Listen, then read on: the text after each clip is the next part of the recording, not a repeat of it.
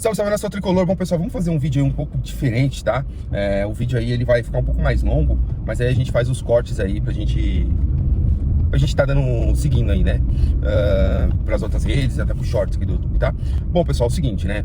Oscar era desfalque ali, inicialmente aí pra essa partida contra o Tadieres, né? Muito pra ser preservado, porque pra não acabar não ser uma lesão mais grave, né? Não agravar a lesão, né? E ele foi preservado contra o Sport e possivelmente ele vá para o banco contra o Tadieres, né? A gente não sabe como que tá o Luciano também, né? O Luciano sentiu sentiu a panturrilha na transmissão lá contra o Sport. O pessoal levantou essa situação, né? Talvez ele tenha ficado bem bravo lá na hora que saiu muito por conta disso. Então o São Paulo ficaria muito desfalcado ali, né? E o Oscar tem uma possível recuperação, né? Treinou um período ali com os titulares ali, né? Com a equipe, né? Não fez o treino completo, claro, porque precisa se preservar um pouco, né? Então ele conseguiu ali fazer uma parte do treino. Provavelmente, se ele não for titular, ele vai pro banco, né? E se ele for titular, talvez não jogue o jogo completo, né? Mas vamos ver o que vai rolar, né? Da parte do Oscar, né? O Oscar entende ali que é um jogo bem importante. O Tadieres é um concorrente direto ali para classificação, né? E quanto mais pontos que o São Paulo tirar dessas equipes aí que tem a possibilidade de se classificar, porque ali no grupo do São Paulo, eu acho que eu já comentei sobre isso, eu acho que existem três times ali que tem potencial de classificação, né? Que é o São Paulo, o Libertad e o próprio Tadieres, né? Eu acho que o Alianza Lima corre muito por fora, né? Mas essas duas equipes aí principais aí contra o São Paulo, acho que elas são candidatas à classificação, né? O São Paulo, claro, por sua história em si, é favorito, mas essas duas aí são as mais fortes, mais prováveis de se classificar, né?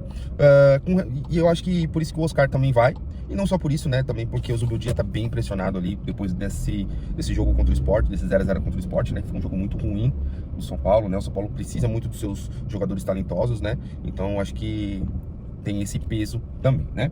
Bom, vira na página. Vamos falar aí sobre a questão do Rafael, né?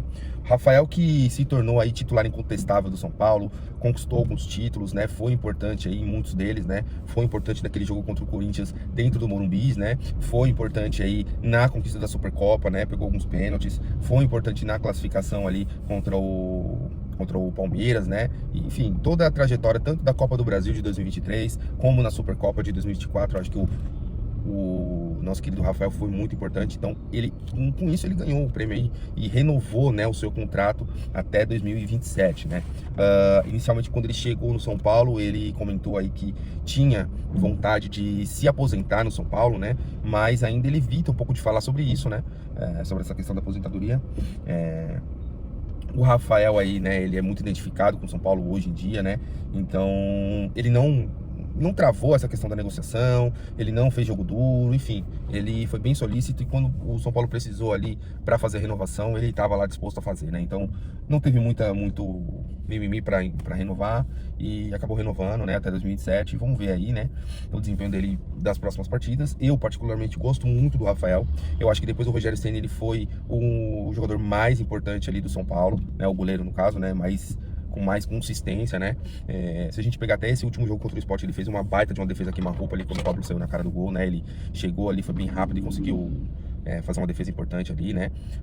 Enfim, eu acho que ele tem pontos bons. Tem algumas falhas? Tem, claro que tem. Eu acho que todo goleiro tem, né? O Rafael não é um goleiro espetacular, né? Mas ele é um bom goleiro que faz o simples, o arroz com feijão, e merece essa renovação, na minha visão, tá bom? Bom, pessoal, acho que pra gente fechar, né, e eu acho que vale aí uma menção, né, com relação a tudo isso que tá acontecendo no São Paulo, com relação ao Zubeldia, com relação à questão de novo técnico, eu acho que é bom a gente mencionar, né. Teve algumas especulações aí do Diniz, não, desculpa, do Dorival Júnior está negociando com o Fluminense, né. Muitos falaram aí que, até o Alexander trouxe isso aí, falando que o próprio Dorival não vai trabalhar ainda agora, né? Ele vai esperar um pouco, né? Não vai aceitar de cara qualquer coisa, né? Enfim, depois desse ciclo da seleção, né? E achei interessante isso, e muita gente tá falando aí, alguns portais do Fluminense, e algumas notícias aí, falando que o Fluminense tá atrás do Dorival, né? A gente não sabe de fato, porque, assim, a gente fala, não, ele não vai aceitar, a tendência é ele não aceitar, né? Mas até que ponto, né, que a gente pode acreditar nisso, né? E um ponto importante é que se ele aceitando o Fluminense, caso o São Paulo vá atrás de alguém no mercado, né? E não é a minha opinião, acho que todo mundo já sabe aí que a minha opinião não é que o Diniz ou que o Dorival volte para o São Paulo, não é o Diniz, né? Esses caras eu não quero que volte agora para o São Paulo por alguns outros motivos, né? Eu acho que o Dorival, sou muito grato pela Copa do Brasil, mas eu acho que o Campeonato Brasileiro ele não desempenhou bem, né? Ele não teve um bom desempenho no Campeonato Brasileiro, não teve um bom desempenho na Sul-Americana, que ele foi eliminado com um jogador a mais, né? E eu acho que isso é um ponto importante a ser ressaltado, né? Enfim, então assim, como ele foi especulado ali no Fluminense e tudo, ele sendo contratado pelo Fluminense, eu acho que diminui muito o raio dessa diretoria, né? Porque é o que eu venho falando aqui sempre no canal. Essa diretoria, ela não tem um pouco de criatividade, ela não chega e não fala assim, ó, eu preciso de um técnico assim, assim, assado, e não vai buscar no mercado, né? Porque a gente vê aí o Fortaleza, que foi buscar o Vojvoda, fez um ótimo trabalho no Fortaleza, tem feito um ótimo trabalho no Fortaleza. A gente vê o Abel, que foi pro Palmeiras. Quem era o Abel antes de chegar no Palmeiras, né? Quem era os dois técnicos lá que foram pro Botafogo, né? Tanto o Luiz Castro, como acho que é Igor Jorge, agora não lembro o nome do último técnico agora do Botafogo, fizeram ótimos trabalhos no Botafogo. Quem eram esses caras, né? Ninguém conhecia, né? Enfim, são caras que os times pegaram, né, e fizeram, né, de fato, fizeram o quê?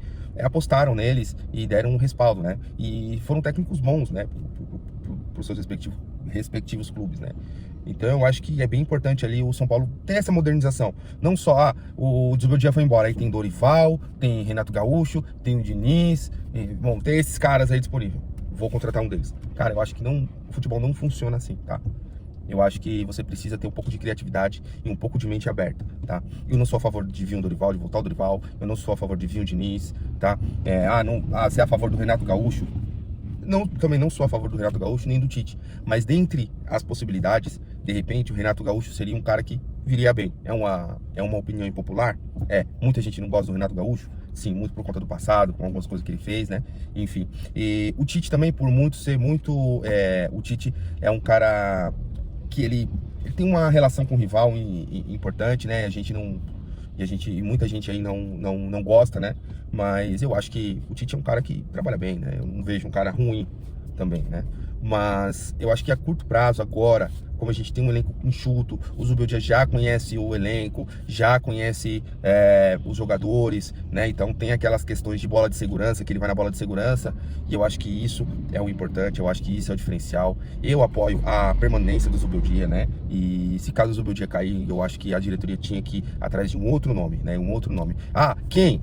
Eu não sei, entendeu? Eu não sou do departamento de futebol, não sou do departamento de scout. Eu tenho certeza que quando o último técnico lá do Palmeiras saiu, ninguém imaginava que viria o Abel. Tenho certeza que ninguém imaginou lá no Fortaleza que viria o Vojvoda, até porque ninguém conhecia o Vojvoda, né? Nem o Luiz Castro, ninguém conhecia esses caras. E aí foi lá o departamento de futebol, junto com os dirigentes, foram lá e trouxeram, os caras tiveram uma certa... bateram no peito e foram lá, né? Então, essa é a minha opinião. Deixa sua opinião nos comentários, tá? E vamos São Paulo, gente.